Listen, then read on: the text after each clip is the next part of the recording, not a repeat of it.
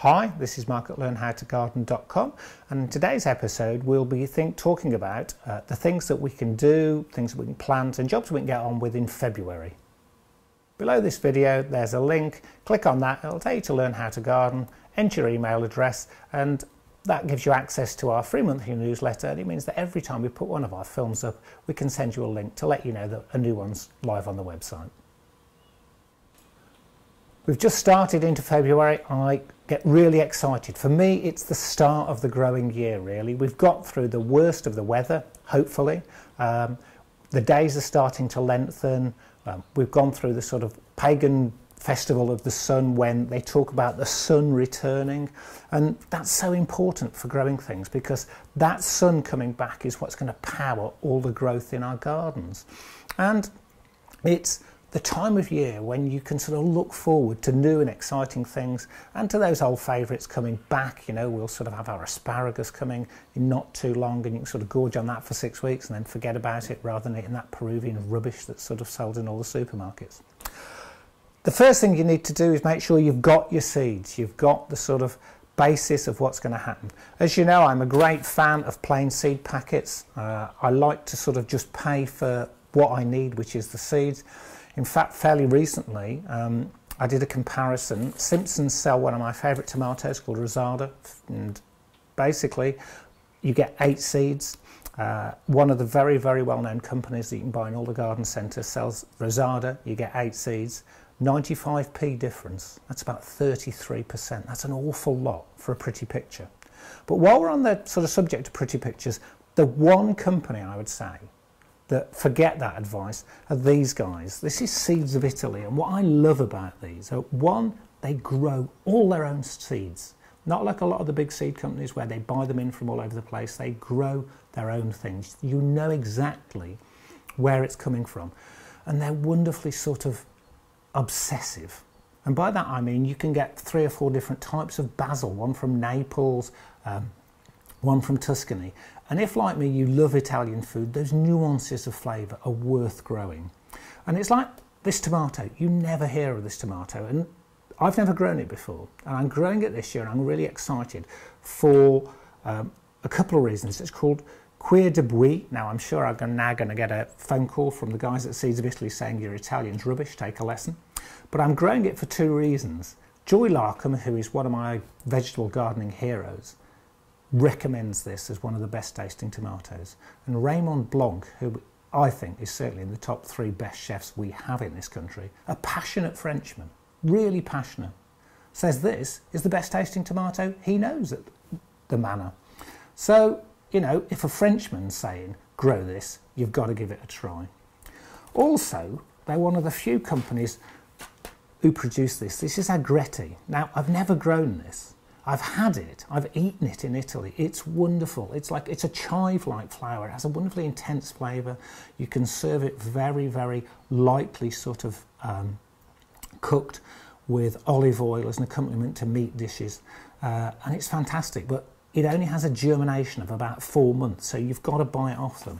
But look at this. This is a box. This is a box of seed. This shows you it's coming from a company that is sourcing the things from a country where growing things is still part of the national sort of psyche. They grow things to live, they grow things to sort of eat, which means that you get a huge amount of seeds. So they're the one seed company I'd say, forget my advice, go for the pretty pictures because you're going to get far, far more seeds and brilliant provenance. But before you buy your seeds, look in this box. This is my seed box. These are half packets, quarter packets, seeds that I've bought and never got around to. I'm sure if you grow it all, you've all got boxes like this. And it gets to a point and you think, what shall I do? Throw them away? Give them to someone? Well, a lot of these seeds are still usable. A lot of seeds will germinate for a period of time. Some seeds have very long germination, some don't. I mean, parsnips, some peppers, and shallots, onions, leeks are notorious in that they only have about a year, 18 months in which they'll germinate well. And if you've got a box like this and are wondering what to do, the easiest thing is a germination test.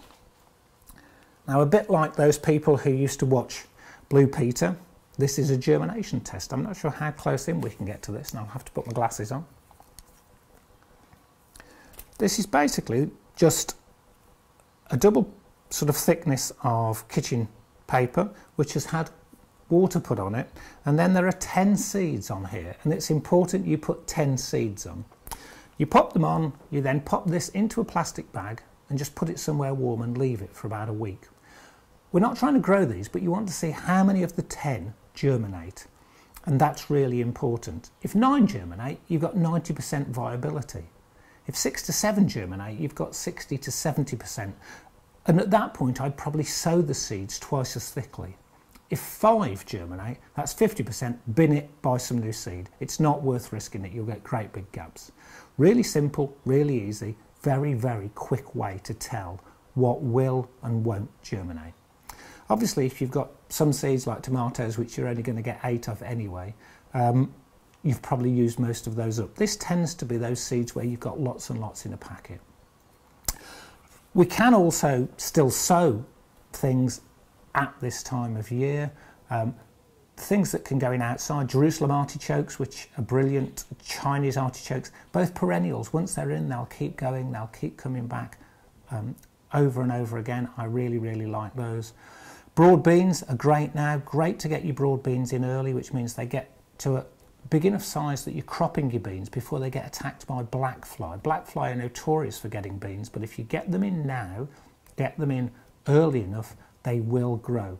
I recently heard that you don't have to sow anything before April.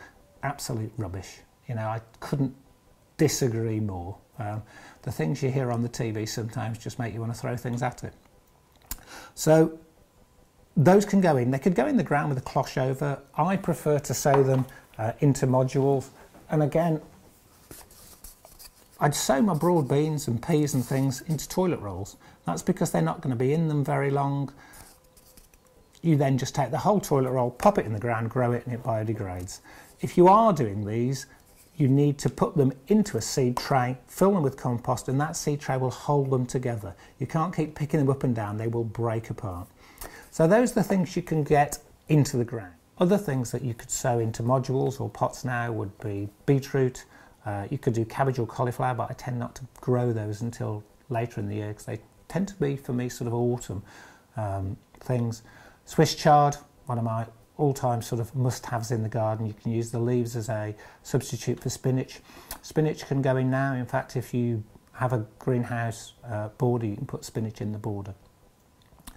Also, when you're ordering some of your seeds, have a look at Japanese salads, some of the Japanese vegetables. I'll just show you outside here in my sort of potager next to the conservatory, I've got Mizuna growing.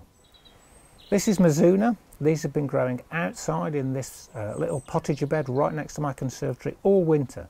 They've coped with some snow, frost. In fact, if you look closely, they're covered in dirt. We've just had a rainstorm that's been so heavy it's been bouncing dirt off the ground onto them. The leaves are quite thin, they're quite small. They're very much like wild rocket, but they've been giving us pickings of salad all the way through the winter.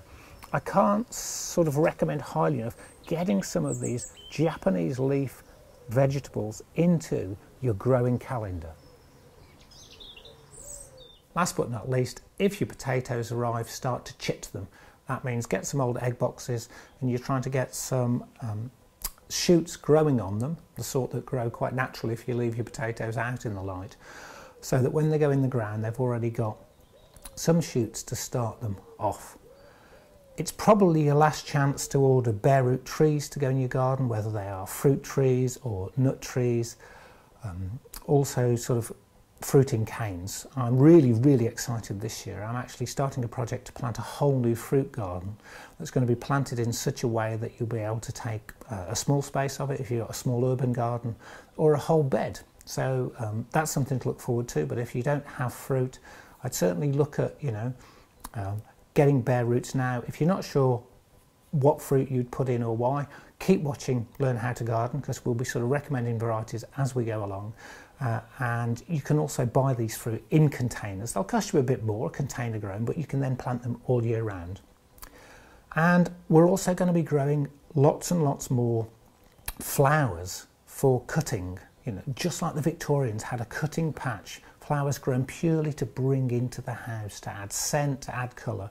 And we're going to be using a lot of the seeds from Benjamin Ranyard at the Higgledy Garden. In fact, I am very hopeful that Ben might actually come down and do some films with us, sort of to show us how he grows annual flowers just from these packets of seed, to give you colour and to give you sort of that joy of being able to bring those flowers into your house. So keep watching, hopefully that could be quite interesting. He is an interesting man just to chat to, so hopefully we can get him on film.